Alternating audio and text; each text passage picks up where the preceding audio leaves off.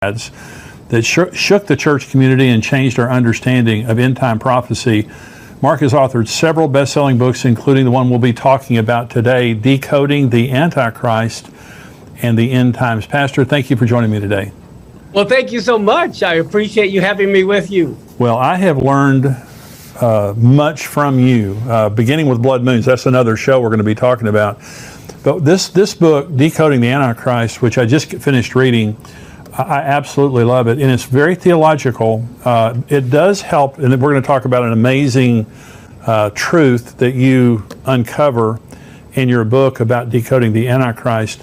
This is we're living in a world where the Antichrist spirit is palpable. I mean, you don't have to use your imagination to just see what's happening against Christianity, against the Word of God, and against the person of Jesus Christ in our society. So talk about just why you wrote the book and kind of why that was on your mind. Sure, for several reasons. One of them is because the Bible says that many will be deceived, if it were possible, even the elect. And I believe we're living in the times of the Antichrist, and we know that refers to lawlessness. And when you look at all the lawlessness that's going around in society today, you can't help but know we're living in those very times. Yeah, absolutely. Now, you talked about what I was fascinated by in the beginning of your book. You talk about the Jewish understanding of the end times and even the Antichrist versus the Muslim understanding versus the Christian understanding. Now, that's fascinating because they're similar, but they're very different. We want to talk about that for just a minute? Sure. One of the things that's interesting in the Muslim theology, they believe in the Mahdi, and they believe that at the end times, everyone's going to become Muslim, and they're going to worship the Mahdi, and Jesus comes along and he dies, and then he's buried, but the Mahdi is going to be their main Messiah. They also have the Dajjal, an Antichrist, that they're going to be running from, and they have cities of refuge. And I think what's fascinating to me is as you study the Muslim view of end times, the Jewish view of end times, the Christian view of end times, it's like everyone's Antichrist is the other group's Messiah. In Judaism, of course, they believe they believe in two Messiahs. One is a suffering servant, the son of Joseph, who's going to suffer and die. And then you have the son of David as the other Messiah, who is immediately going to come and rule and reign in Jerusalem for 1,000 years. So it's fascinating to compare them. And then Christianity, of course, we're waiting for an Antichrist. Right. Now, we're going to talk for just a minute about who that Antichrist is. We're going to talk about a person in the Bible that you kind of identify as a type of Antichrist, which is shocking, I want to say, but very accurate. Talk about Ecclesiastes 1:9, because I think in the Western mind, when something has happened, it's like predestination. When something has happened, it's not going to happen again. Exactly. But you're very acute to the Jewish Eastern mind, and to them, when something happens, it has to happen again. Talk about that. Sure. What it says there is that which has been is that what will happen. What's been done is what will be done. There's nothing new under the sun. And so for me, we have to realize that history repeats itself. So often in Christian prophecy or prophetic thinking, they think, oh, it's happened, it won't happen again, let's move on. That's a Greek mindset, as if prophecy is like a checklist. But what you have to remember is if it happened before, it's going to happen again. It's more like a spiral going up where you have a different perspective. The events may change, the players may change, but it's the same thing happening over and over. Many people don't know, but Matthew 24, which is a famous end time chapter, as you very well know, actually is a story of Hanukkah happening again. That's absolutely amazing. So explain Hanukkah, and this, because we're in that season right now. Talk about Hanukkah and how all that happened.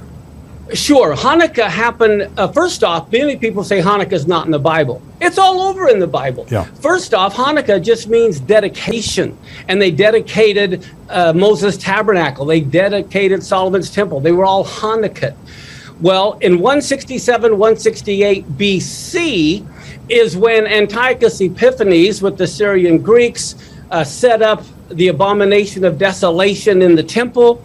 And this is, you'll notice in John chapter 10, Jesus / Yeshua, he kept the Feast of Hanukkah. Many people don't know, but it says it was the Feast of Dedication. It was winter. He was in Solomon's porch. Well, that's Hanukkah. Yeah. And so even Yeshua was there at the Feast of Dedication. And I believe that's when he was conceived. And also it was during Hanukkah that the flood rain stopped and the rainbow first appeared. Wow. That's amazing. So if it happened before, it's going to happen again. You talked about Haman and Purim. Yeah. And so talk about that for just a minute. Sure. There's a big difference between Haman and Purim versus Antiochus Epiphanes and Hanukkah. If you remember, this is all about the book of Esther, is Haman and the Feast of Purim. Well, if we don't understand Purim and Hanukkah, we won't really understand what prophetically is going to be happening again. Haman, the big thing for him was annihilation. Kill all the Jews, I don't care what. Well, Hitler was a type of Haman. Sure. His whole thing was wipe out the Jews. So there you see another repeat in history. Well, after Haman, we have the story of Hanukkah. Well, Hanukkah is all about assimilation versus annihilation. So for them, hey, look, you can keep your Jesus, you can keep your God, but you have to ultimately also worship this God that we are presenting. And so for me, this coming Antichrist, of course, the Antichrist spirit's been with us for 2,000 years. Sure. But I believe his whole thing is going to be assimilation. Of course, then if you don't assimilate, he'll annihilate you. But that's the big difference between Purim and Hanukkah. One is annihilate God's people. The other one is to force them to assimilate. And both are happening right now. I mean. Exactly. Yeah. So let's talk about replacement theology, because this has been something that has plagued the church, since the Middle Ages, I guess, maybe even before that. But replacement theology is rampant in the church today. I was noticing that George Soros sponsored a group in America that their job was to turn young Christians against Israel. And so there has been a concerted effort around the world, and certainly in America, to turn people against the Jews, especially church people. And so talk about replacement theology and the dangers of replacement theology. Oh, I'd love to. The thing about replacement theology, it teaches that the Christians have replaced the Jews. Right. Well, if you remember the story back in Genesis, Ephraim and Manasseh, Joseph's two children, were grafted in one sense, to Israel. He said, look, these are going to be my sons, and anyone after them will be yours. Well, when they were grafted in, they didn't replace all the other brothers. They were added to the other brothers. Well, it's the same thing today. The church can never replace Israel. One of the things that's so sad, if you remember, at the golden calf, God was going to destroy Israel. And Moses got up and said, no, don't destroy him, because then the Egyptians and the rest of the world will say, either you were a liar or you were impotent and couldn't do it. Well, for Christians today to say that God couldn't do it and we've replaced Israel, and Christianity today is saying God was a liar because he can't fulfill his covenant, or else he was unable to. Right. So that's one of the most horrible things about replacement theology, is what it says about God. That's right. Well, Martin Luther was anti-Semitic. And totally. Hitler got much of his inspiration of the final solution from Martin Luther. And so, the danger of this, and I tell people the story of how I fell in love with Israel. I grew up in Texas, in West Texas. I never knew a Jew, and I had never heard of Israel.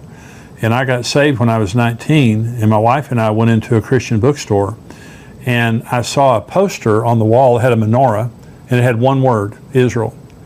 And it's like I had seen the most beautiful woman in the world, and I fell totally in love. And I went up to the manager of the bookstore at the counter, and I pointed over to that poster on the wall, and I said, I didn't know how to say Israel. I thought it was Israel. And I said, that Israel thing on the wall, what is that? He said, well, that's Israel. And I said, I don't know what that is. He said, well, it's a country in the Middle East. I said, okay. And he said, well, that's where Jesus lived. And I said, really? He said, yeah. That's how I fell in love with Israel. And so I didn't know anything about it. I mean, it was totally 100% madly in love with Israel. So the first time I heard someone make a comment against the Jews, it was just like you're talking about my mother. You know, you're just talking about someone I love. So it was a supernatural experience for me. But I've been shocked by how much of the church has been affected by this. And I was at a funeral last week, Marcus Lamb's funeral, the Daystar Network. Right. I was at his funeral. Pastor John Hagee was talking, and he loves Israel very much. And he said, the most important promise in the Bible is, I will bless those who bless you, and I will curse those who curse you. And you look at world history, there has never been a nation in the history of the world blessed that cursed Israel or came against Israel. And of course, this week, the United Nations has sent 6 different censures against Israel. And it's interesting that we see the tornadoes in America. There's a correlation between acting against Israel and some of the natural disasters we see. Now, I want you to talk about Shemitah. Now, this is absolutely, I want to talk about Solomon, and I want to talk about Shemitah for the rest of the program. Okay, I want to talk about Shemitah for just a minute. Now, the Antichrist shows up during the tribulation. Okay. Yes. Okay, so the tribulation could begin next year. Is that true? Yes. Talk about that. Sure. I think pretty much every one of your listeners are familiar with the book of Daniel and Daniel's 70 weeks. The whole reason that they were in Babylon for 70 years is because Israel did not keep the Shemitah cycle. As far as the 7th year, they didn't let the land rest. They didn't let go all of the debtors, set them free. And so they didn't do that for 490 years. They never rested on the 7th year. And so this is why they were in captivity for 70 years, God says, so the land could get all of the rest it missed at one time. God was very adamant about them keeping that 7th year. And King Zedekiah, right before the temple was destroyed, it was a Shemitah year. Wow. And it says in Jeremiah that he had set the captives free. He decided, well, we better follow God or Babylon's going to overcome us. And so they set all the captives free. For the first time in 490 years, they let them free. Well, then what happens? Egypt comes along to help Israel fight off Babylon. Nebuchadnezzar retreats. Well, Israel ended up giving Egypt the credit instead of God credit. And so they put all the people back into captivity, which is why the very next year, the first year of a Shemitah cycle is when the temple was destroyed. Wow. Now, remember Daniel, 70 years later, he says he's reading the book of Jeremiah and he realizes that, wow, we hadn't been keeping the Shemitah cycle. 70 years are determined. It's about that time for us to be set free. And so he's praying like crazy. And so then you see the Daniel 70 weeks. Well, I believe everyone knows there's 1 week left, and a week refers to a 7-year time period. Right. Well, here's the thing that's shocking, that's so simple and yet so profound. Daniel was Jewish, okay? And so the 7-year cycle he's talking about is a Shemitah cycle.